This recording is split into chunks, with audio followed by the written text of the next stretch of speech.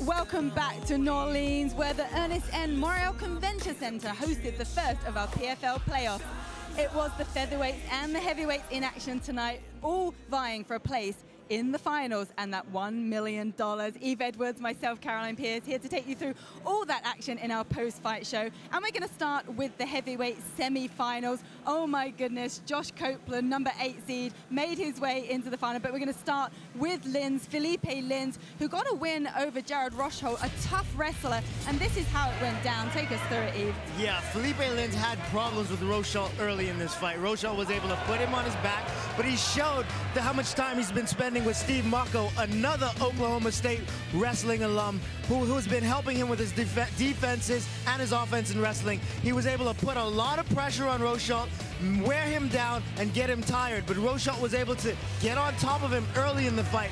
And then we see Linds showing that technique that he's learned, how to apply his jiu-jitsu to the wrestling that he's picked up from Steve Marco, and he was able to get to Rosholt's back there. Rosholt was able to escape, but now he turns on his striking after Rosholt was tired. Rosholt was a lot slower, and he lands big shots from the outside as Rosholt tries to push his way in just to tie him up and ride on him.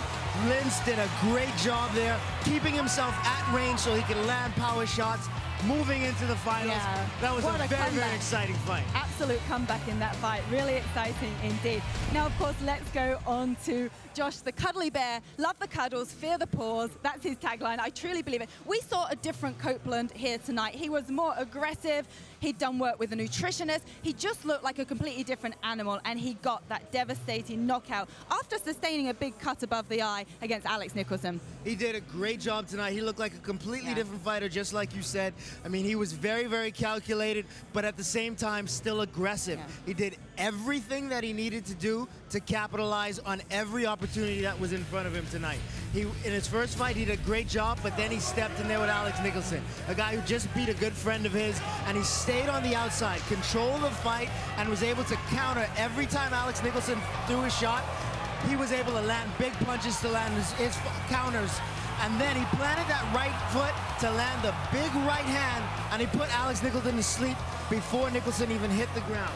I mean, it was beautiful counter. As he's moving back, plants his feet, and lands the big right hand coming forward. Nicholson runs into that like a head-on collision. Let's take a look at it one more time. As he's backing up, puts that right foot down and plants it, and boom, big right hand, right on the chin.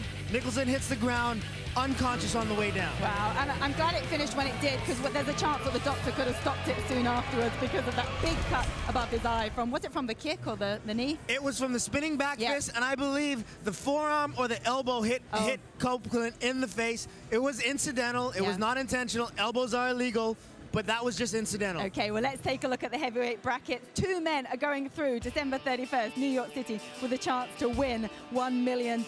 Of course, as we've just talked about, it is Felipe Linds, the Brazilian, against the American Josh Copeland. That is so exciting. I'm so pumped about this tournament. It reminds me of the days of Pride when they would have the big Grand Prix.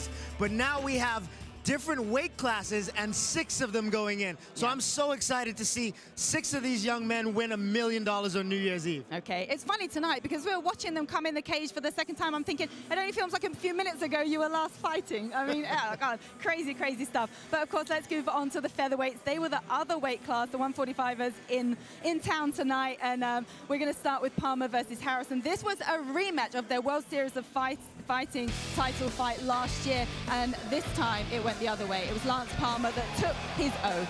He did. Andre Harrison was able to land shots from the outside. The first round was very close. Some gave it to Harrison, some gave it to Palmer. But Palmer was able to time his shots, get underneath Andre Harrison's punches, get him to the mat. And as Harrison started to work to get back to his feet, Palmer got to his back, timing his shots and using his chain wrestling to put Harrison on his back. He has the higher wrestling pedigree, and he used it to affect his game tonight. He was able to do everything that he needed to do to give Andre Harrison his first ever loss. That's a huge hard to take. That's a very hard thing to take, and it could be a big growing moment for Andre Harrison. I mean, he's been winning all of his fights. Now he has his first loss. We'll see how he comes back from this one. Okay, well, this sets up another rematch with Steven Sala. Of course, Lance Palmer and Steven Sala have fought one another in the past, correct?